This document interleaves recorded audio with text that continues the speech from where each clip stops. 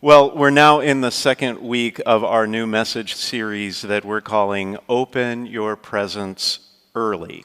And it's all about gift giving. Christmas is coming. Christmas is coming. I can't believe it, right? We've gotten through Halloween. Thanksgiving is just a couple of weeks away, and Christmas is coming. And we want to make it a Christmas to remember around here at St. Hilary.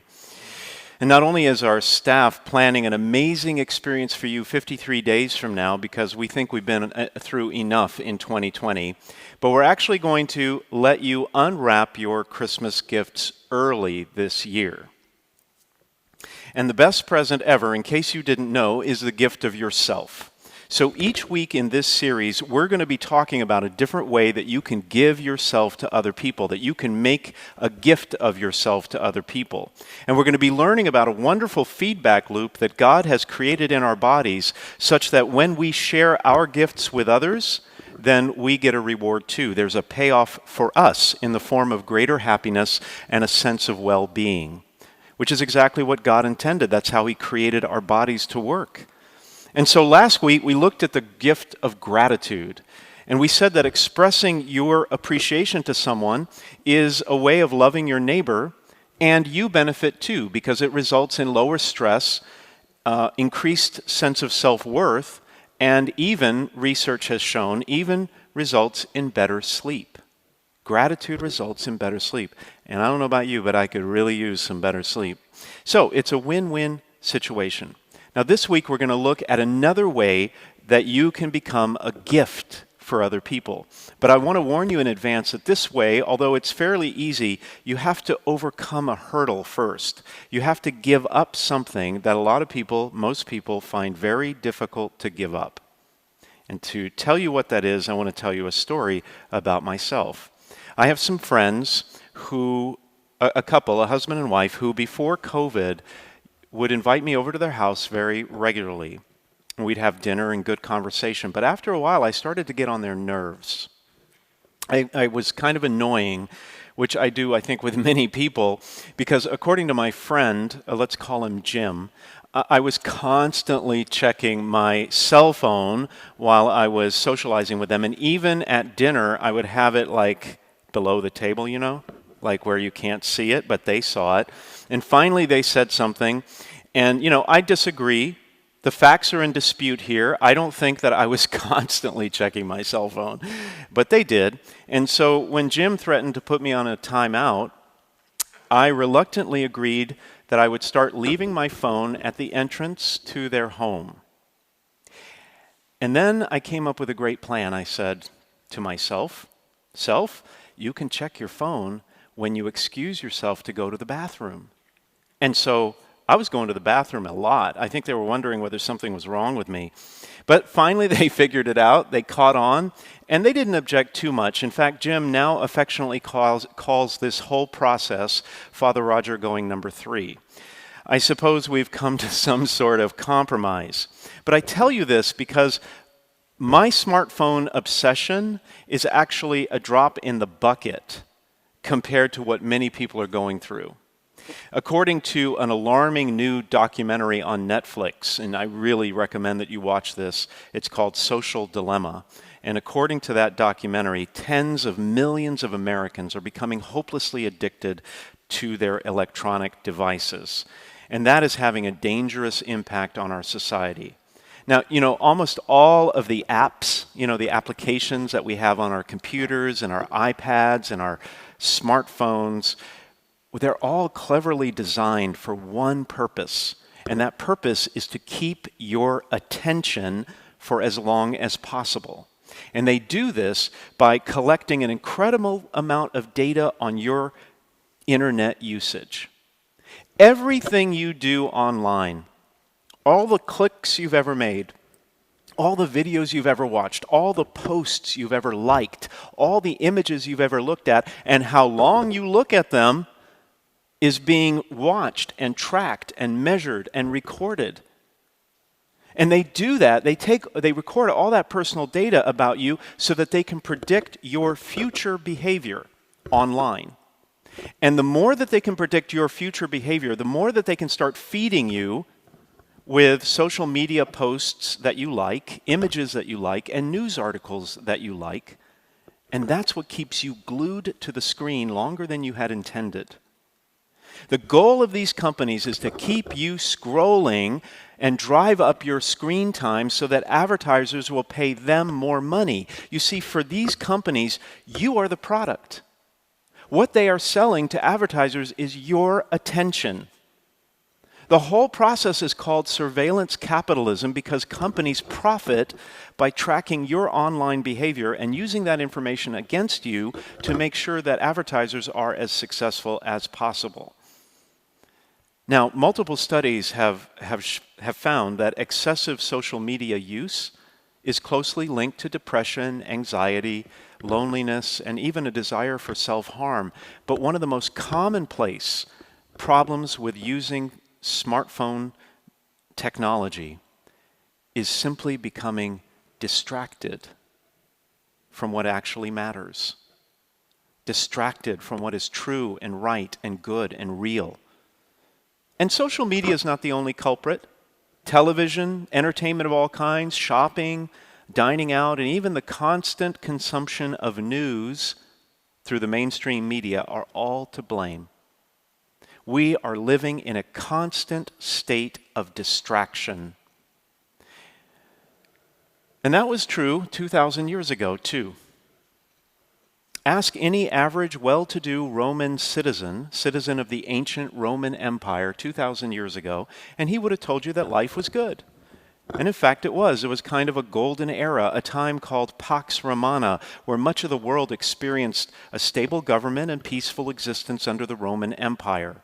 Rome itself was a huge expanse of luxury villas and pristine parks. The upper classes enjoyed an extravagant lifestyle with opulent furnishings and the best food and wine, and there was lots of wine. And many Romans would hold exclusive dinner parties for their friends and serve their guests the exotic dishes of the day, and they had slaves to cater to their every desire and to do all the work for them. Every afternoon, people would go to the bathhouses to socialize, and on the weekends, they'd have a great time. They enjoyed chariot racing and gladiator fights to the death. Sounds like a lot of fun, doesn't it? There were plenty of distractions in ancient Rome. But for the Christians of that time, things were different. Christians were tortured, and they were persecuted, and sometimes they were even put to death because of their faith. But why were Christians so despised? I mean, the Roman Empire had many different religions. So why were the Christians persecuted? Well, it's because Christians recognized the superficiality of the affluent Roman culture, and they refused to participate in it. They recognized its distorted standard of values and lifestyle that distracted its citizens from what was true and right and good and real. And Christians refused to participate in that lifestyle, which was a huge problem because participation in the Roman culture was considered a matter of civic religion. And so if you opted out like the Christians did, you were not only considered a traitor, you were also considered an atheist. They were put on trial and they were executed. But as the persecution was ramping up, one of Jesus' 12 disciples, named John, he experienced a vision about what the future would be like for people who refused to participate in these distractions. And he shared that vision in what became the last book of the Bible called Revelation. Here's the vision. He said that he saw a vision of a great multitude, which no one could count, from every nation and race and people and tongue. And they stood before the throne and before the Lamb, wearing white robes and holding palm branches in their hands, and they cried out in loud voices, "Salvation is from God and from the Lamb." And John is understandably confused, right? I would be confused if I saw all this. And so he elbows this guy next to him in the crowd. Turns out he was an elder. And the elder is playing with him a little bit. He says, "What's all this?" And John says, "You're the one who knows, so who are all these people?" And the elder tells him, "They are the ones who survived the time of great distress." He was referring to the persecution of the Christians under the Roman government, because that period was called the Great Tribulation. John saw a future in which those who refused to be distracted by the prevailing culture of the day would be rewarded later with true happiness in heaven. But that happiness was not just to be a future event, it was also to be a reality in the present, even during the persecution. And that is what Jesus is trying to convey in the famous passage from the Gospel of Matthew called the Beatitudes. You've probably heard of it. In that passage, Jesus says that the poor in spirit, the meek, those who mourn, people who hunger and thirst for righteousness, people who are persecuted for their faith, they are actually blessed.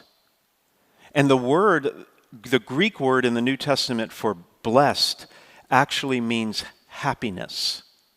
It means happiness in the sense of being in a fortunate situation and even an enviable situation. Well, nobody, of course, wants to mourn or suffer persecution or be poor. But what Jesus is saying is that those people who respond properly to that suffering will be happy, truly happy, and not just in the next life, but right now. People who admit their dependency on God, people who resist evil and grieve over the injustices of this world, people who are single-minded in their devotion to God and obedient to Him, people who are peacemakers and merciful and good people, even when it's not convenient, they all experience a deeper sense of happiness right now in this life, happiness that cannot be explained in words. And it's all because they will not be distracted from what is true and right and good and real. You know, in many ways, our own contemporary culture is very much like the ancient Roman Empire. I know we're living through COVID and chaos and all that, but honestly, right, in the bigger scheme of things, life still is good for most people. Regardless of our uncertainty around the election coming up, we still have a basically stable government. Despite the episodes of civil unrest, we do still live in a peaceful country. And even in the worst pandemic in a century, with the ups and downs of the economy, it seems to be holding its own. We're still an affluent nation. And all told, most of us enjoy a relatively comfortable lifestyle. But guess what? Like the ancient Romans, we are distracted beyond belief. And if that describes you, if you've invested heavily in the empty promises of the so-called good life and have found it wanting, we want you to know that there is more. There is much more. You know, you can be highly educated, well-dressed, successful at your job, own a beautiful home, drive a great car, splurge on luxury vacations, second homes, and expensive hobbies. But if that's all you got, it's not going to turn out so well for you. Because more likely than not, you're going to have stress at work, tension and conflict at home, out-of-control debt, and other issues too, like anger and depression, addiction, gambling, and pornography. It's out there, and I see it all. But when you're able to step back from all those distractions and see what is good and true and right and real, it's then that you can discover a purpose in life, that you can see what your direction is in life. And all the saints understood that. You know, we're celebrating today the solemnity of all saints, all the people who have ever lived, died, and gone to heaven. And many of them have given up wealth and property and a profitable career path and social recognition so that they could serve God and the poor. People like Peter Claver, who left the comfort of Spain in order to care for African slaves when they arrived in the New World. Or Elizabeth, who was the daughter of the King of Hungary, and she cast off all her riches and brought food every day to the poor. There are thousands and thousands more of these examples, and they are all these saints are gathered happily around the throne of God in heaven right now. But they were also happy in this life. And so the best gift you can give yourself and others is freedom from all those distractions, so that you can be truly present to God and other people in your life. There are so many people who need your attention. They need your undivided attention. They need your presence in their life. People who are lonely, people who are grieving, people who are dying, people who are angry and just need to vent to someone, people in your own family who need to see more of you, people at work who need your leadership, people who are depressed, and people who just need to talk with someone who cares. And if you want 10 really concrete ways that you can start being more present to people, just go to our website at www.sthilary.org/presence. We've got some great ideas for you. And you could even pick one of those tips a day for the next 10 days and try it out. Wouldn't that be great? And guess what? Paying attention to others isn't only a gift for them, it's also a gift for you. The premise of this series and the promise of this series is that the good we do for others will have a payback for us. More and more research suggests that connecting with others in meaningful ways and being present to them results in better mental and physical health for ourselves, longer lifespans, less stress, greater happiness, and more success in life.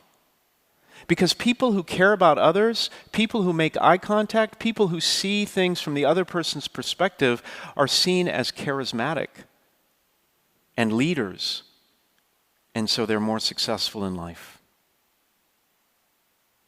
All in all, a life spent less focused on yourself and more focused on the needs of others has incredibly positive effects.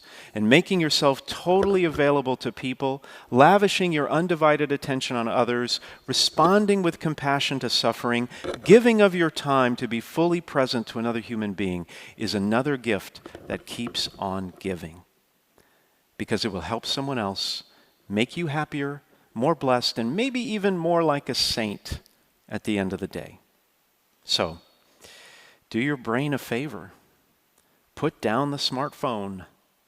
Dial back the entertainment a little bit. Clear your calendar of a few items. Make time for someone else. And open your presence now.